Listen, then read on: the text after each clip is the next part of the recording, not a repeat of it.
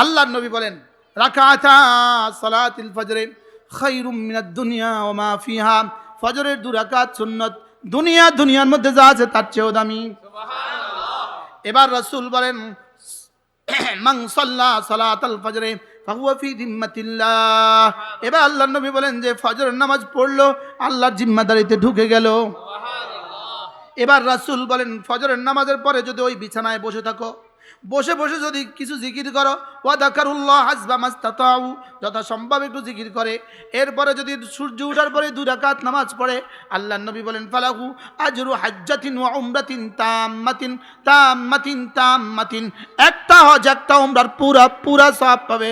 সুবহানাল্লাহ। এটা এমন এক ব্যবসা, রব্বে কারীম নিজেই বলেন ইয়ারজুনা তিজারাতান লান তাবুর। আল্লাহ তাআলা বলেন যারা 3টা কাজ করে, 1 নম্বরে কোরআনে কারীমের তিলাওয়াত করে, 2 নম্বরে নামাজ কায়েম করে, 3 নম্বরে আল্লাহর দেওয়া জান, আল্লাহর দেওয়া মাল আল্লাহর রাস্তায় খরচ করে। তো আল্লাহ তাআলা বলেন ইয়ারজুনা তিজারাতান লান তাবুর, এরা আমার সাথে এমন এক ব্যবসা করে যে ব্যবসা জীবনে কখনো লস হবে না। বলেন কয় ব্যবসা লস নাই? 3টা। 1 নাম্বার কোরআনে কারীমের তিলাওয়াত, 2 নাম্বার নামাজ, 3 নাম্বার আল্লাহ রাস্তায় দান।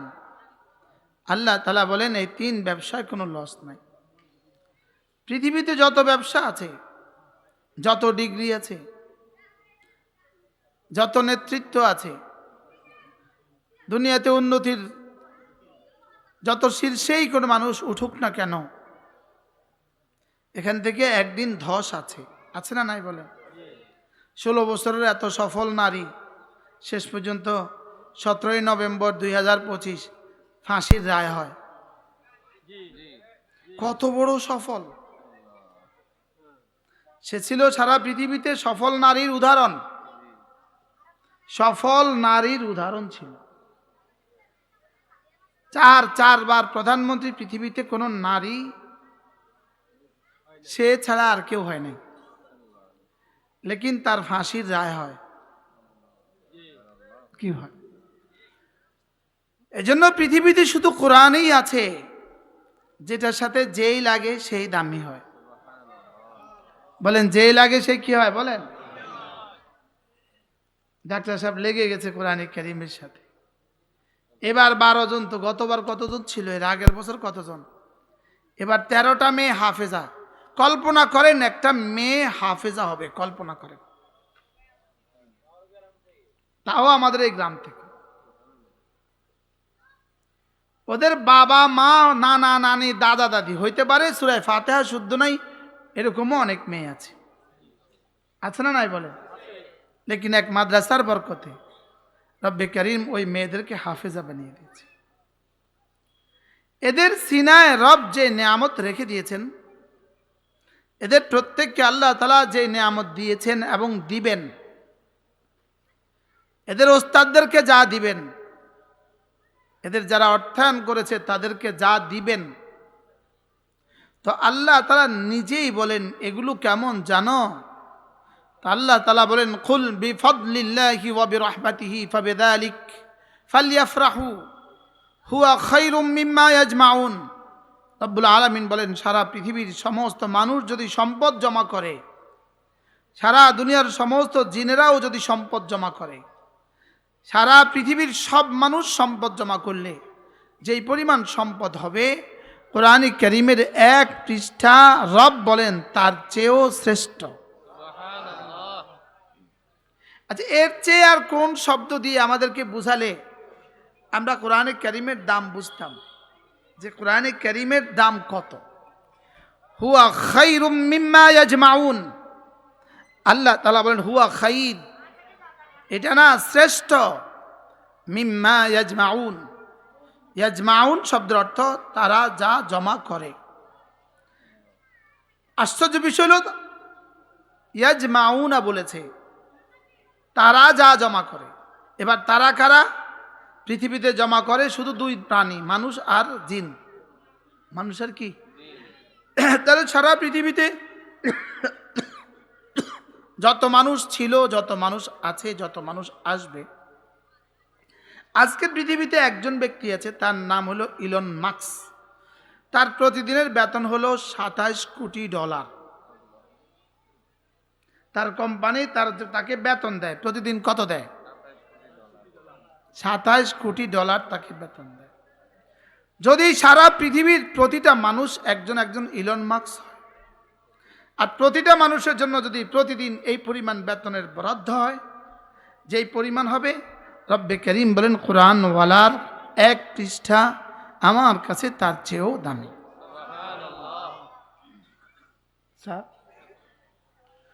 না না, কোরআনে কারীমের 1 পৃষ্ঠা নয়, আপনি আর আমি বুঝি নাই, কোরআনে কারীমের 1 শব্দ তার চেয়ে দামি।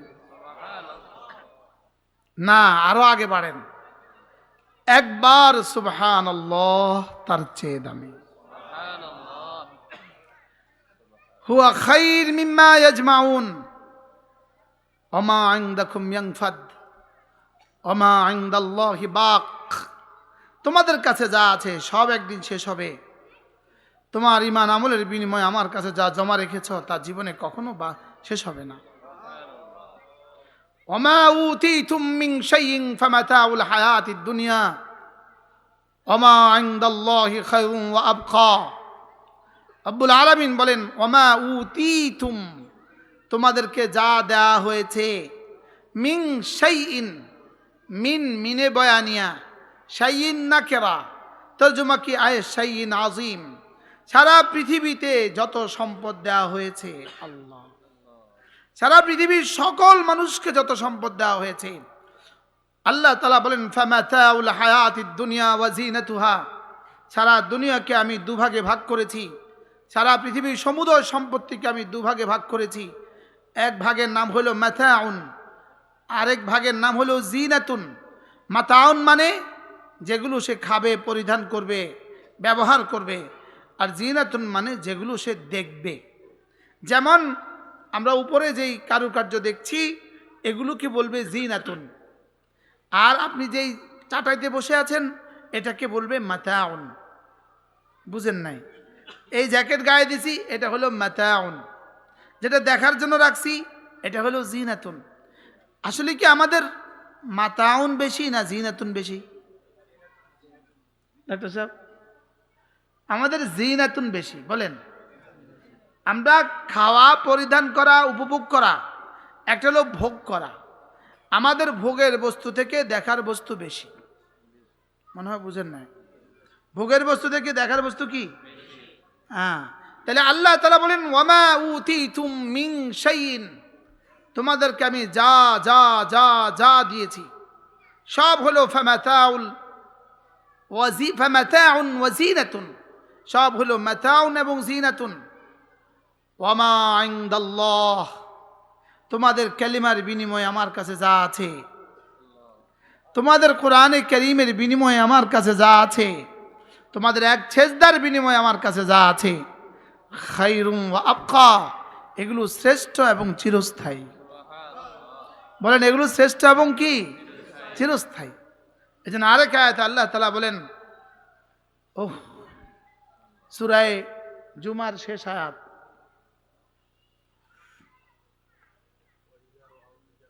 وَإِذَا رَأَوْا تِجَارَةً أَوْ لَهْوًا انفَضُّوا إِلَيْهَا وَتَرَكُوكَ قَائِمًا قُلْ مَا عِندَ اللَّهِ خَيْرٌ مِنَ اللَّهْوِ وَمِنَ التِّجَارَةِ। আমাদের ডাক্তার সাহেব, আপনি আপনার জীবনের সমুদয় সম্পদ দিয়ে রব্বে করিমের কাছে যা সঞ্চয় করেছেন, যদি ওগুলো সব রেখে দিতেন তো ঢাকাতে 10 তলা 2টা বাড়ি এমনটি হইতো, আর না 4টা বাড়ি।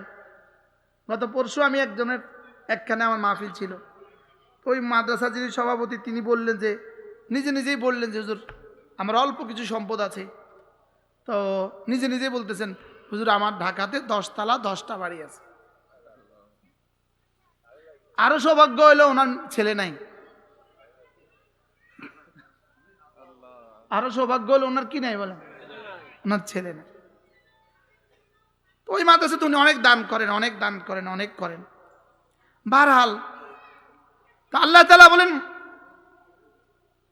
তোমাদের ইমানের বিনিময়ে আমার কাছে যা আছে, সারা পৃথিবীর সমস্ত ব্যবসা, সুবহানাল্লাহ বলেন, সারা পৃথিবীর সমস্ত তামাশা, সারা পৃথিবীর সমস্ত কি তামাশা। আজকের দুনিয়াতে তামাশার দাম বেশি। যেমন ফেসবুক কোম্পানির পয়সা আজকের দুনিয়াতে পৃথিবীর সবচেয়ে বেশি, কারণ এটা তামাশা। মনে বুঝেন না? এটা কি? এটা খায় না, তামাশা করে। হ্যাঁ, এটা তামাশা করে। তো বলে, বলো পড়ো,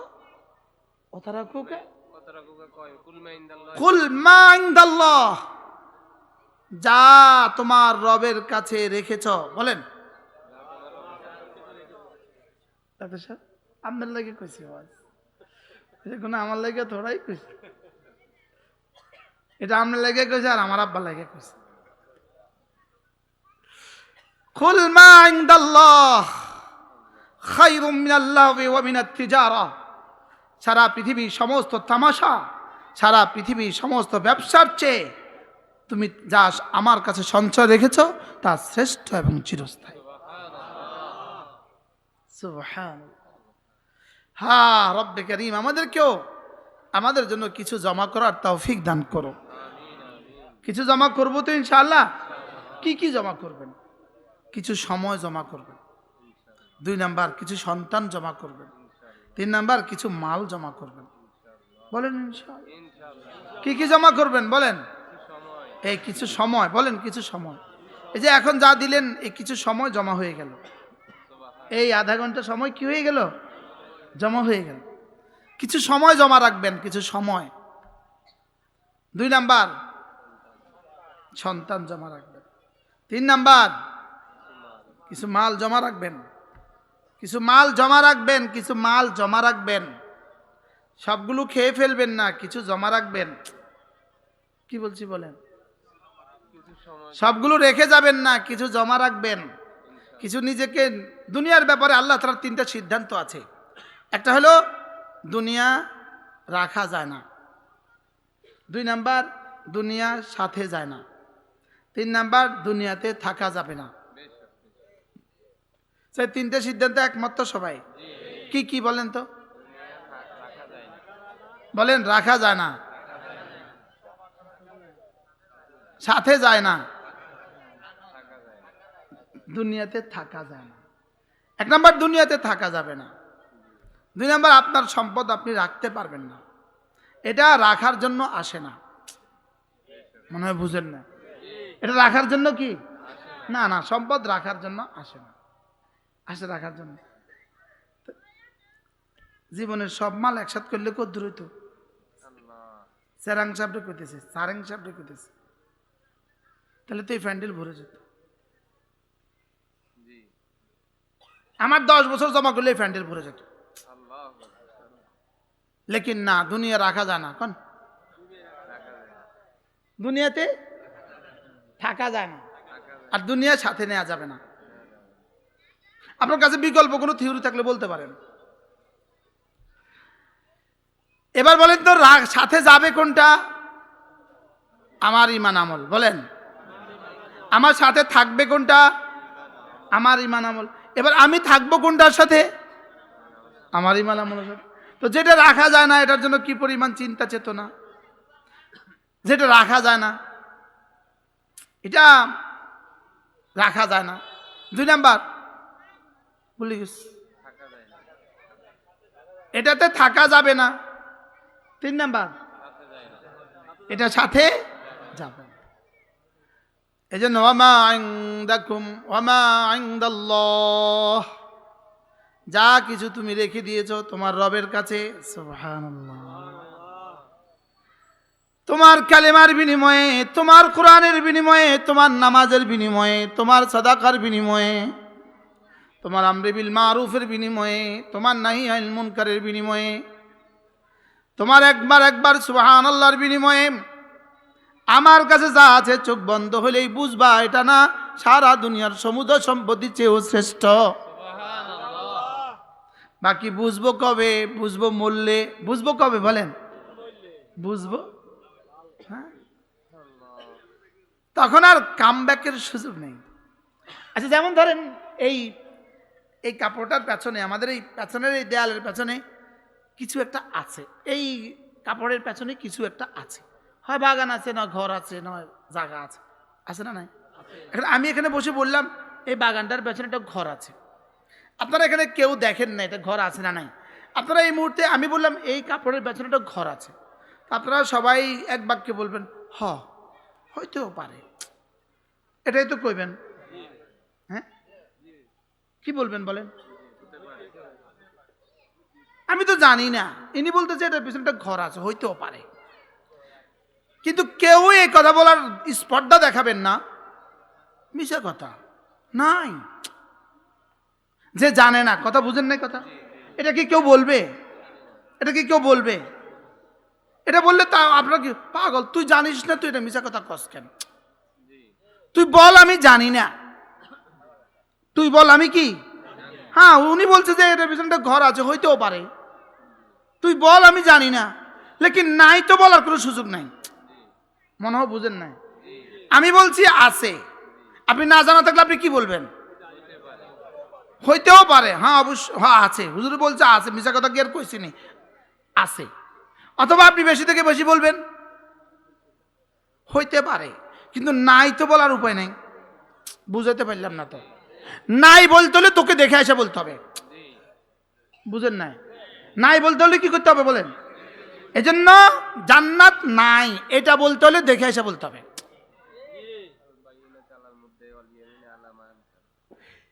এজন্য পৃথিবীর সব নাস্তিক পাগল।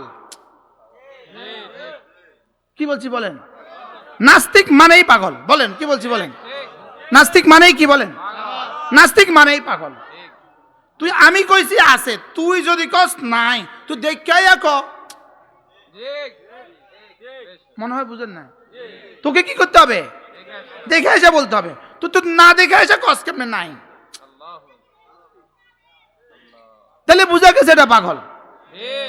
এটা কি বলেন? পাগল ছাড়া কেউ নাস্তিক হইতেই পারে না। কি বলছি কন, বুঝি কন? পাগল ছাড়া কেউ নাস্তিক কি? যেমন ধরেন আমি বললাম মোবাইল এটা 10,000 টাকা, আপনি বললেন আমিও জানি এটা 10,000 টাকা। অথবা আপনি বলবেন এটা আমি জানি এটা 3,000 টাকা, আমি এটা 10,000 টাকা কোথান কা, মিশা কথা কইছেন। আপনি দৃঢ়তার সাথে বলতে হবে, দলিল দিয়ে বলতে হবে, 3,000 টাকা দলিল দিয়ে বলতে হবে। আমি আমারটা কইছি 20,000 টাকা, আপনি যদি বলেন এটা 3,000 টাকা, আপনাকে এটা দলিল দিতে হবে। যদি দলিল ছাড়া বলেন দূরে এটা 2,000 টাকা, তুই পাগল বেটা, তুই জানোস না, কথা কসকা। বলবি কি বলবে না বলেন? 1.25 লাখ আম্বিয়া বলেছে জান্নাত আছে, সুবহানাল্লাহ বলেন। 1.25 লাখ নবীরা বলেছে জাহান্নাম আছে। 1.25 লাখ নবীরা বলেছে একবার সুবহানাল্লাহ 7 আসমান 7 জমিনের চেয়ে ভারী। 1.25 লাখ নবীরা বলেছে একবার কালেমায়ে তয়্যিবা 10 দুনিয়ার চেয়ে ভারী। তুই বলতে হবে হ্যাঁ যা বলেছে ঠিক বলেছে, 1, অথবা হইতেও পারে 2, কিন্তু নাই এটা বলার সুযোগ নাই। আমি তো আপনাদেরকে বুঝাইতে পারলাম না। হ্যাঁ, কেন নাই বলার সুযোগ নাই? কেন? তুই নাই বলতে হলে দেখে এসে বলতে হবে, আর ওখানে দেখে কেউ আসতে পারে না। ডাক্তার সাহেব আমি কি বুঝাইতে পারছি?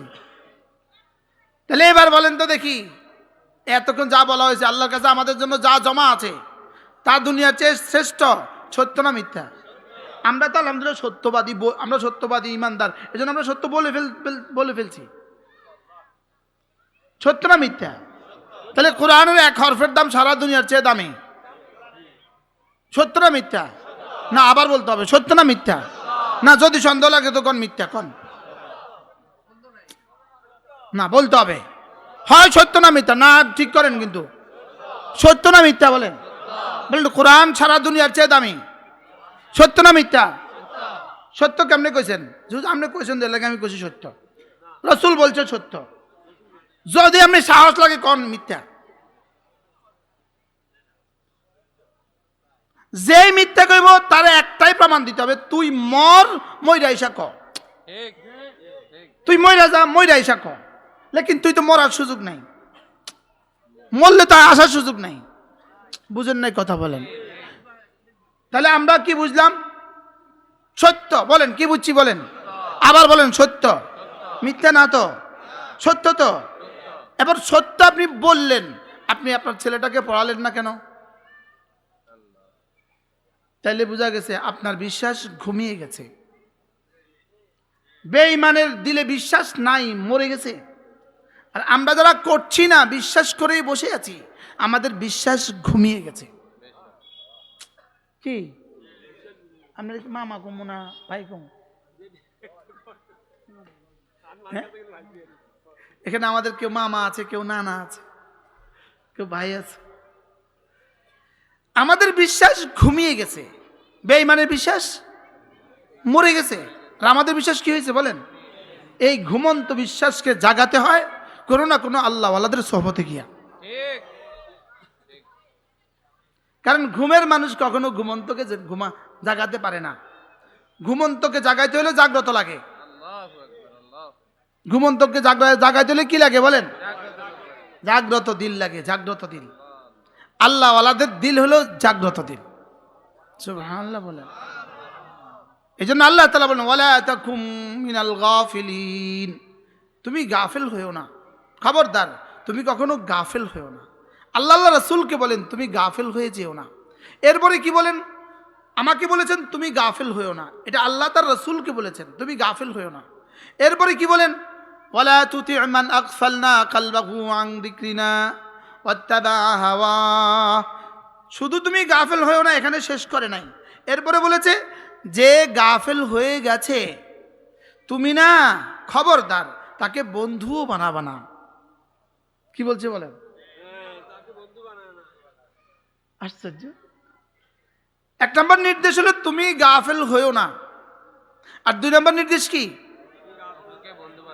যে গাফিল হয়ে গেছে বলেন তুমি তাকে বন্ধু। কি থেকে গাফিল হয়ে গেছে? আং যিকরিনা, আমার জিকির থেকে। জিকিরের এক নম্বর তর্জমা হলো কোরআন। সুবহানাল্লাহ বলেন। জিকিরের এক নম্বর তর্জমা কি বলেন? এই জন্য কোরআন জিকিরের এক নম্বর তর্জমা। কোরআন হলো জিকিরের এক নম্বর তর্জমা, আর জিকিরের এক নম্বর তর্জমা হলো কোরআন। কোরআনের এক নম্বর তর্জমা হলো জিকির। সুবহানাল্লাহ বলেন।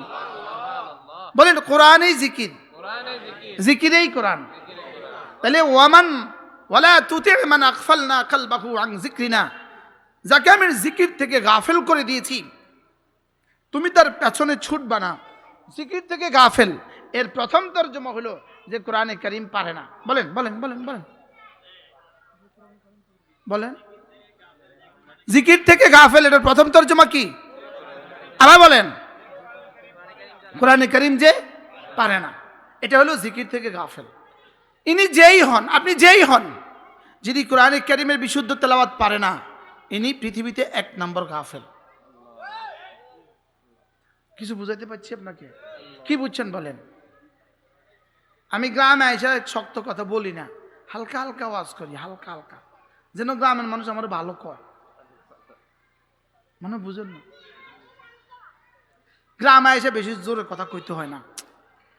এটা গ্রাম না, আমার গ্রাম না, কিন্তু মনে আজকে একটু শক্ত হয়ে গেছে না?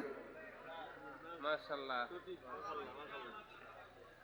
বলেন যে কোরআন পারে না, বলেন বলেন সে গাফেল। আবার বলেন সে কি? বলেন। যেমন আমাদের কোরআনে 29টা হরফ আছে, আলিফ বা তা থা, 16টা মাখরাজ আছে।